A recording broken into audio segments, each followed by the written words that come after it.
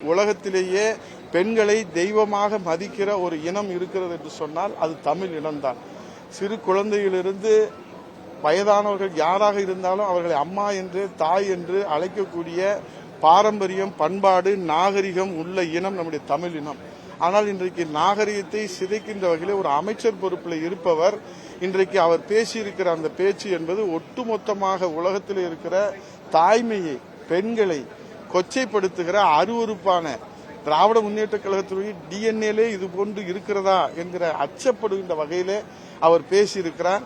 ஆனால் இன்னும் அவரை அமைச்சரவையிலிருந்து நீக்காமல் அவருக்கு ஒத்துழைத்து கொண்டிருக்கிற இந்த முதலமைச்சருடைய நடவடிக்கையை நாங்கள் வன்மையாக கண்டிக்கிறோம். அதே போல இன்றைக்கு அமலாக்கத்துறை செய்திக்குறிப்பு அதிகாரப்பூர்வமாக வெளியிட்டிருக்கிறார். நீங்கள் ஊடகங்களிலும் அதை வெளியிட்டிருக்கிறீர்கள்.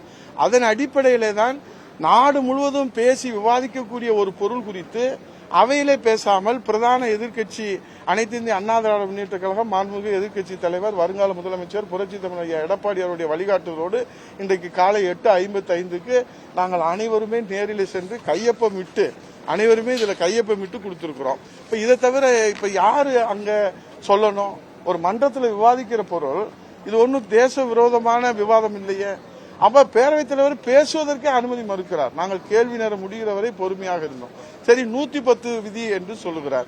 மரபுப்படி நேரமில்லா நேரம் முடிந்ததற்கு பிறகு 110 விதி பற்றி அங்கே பலமுறை அறிக்கை சமர்ப்பிக்கப்பட்டிருக்கிறது. சட்டமன்றத்தில் அதுக்குரிய மரபு இருக்கிறது.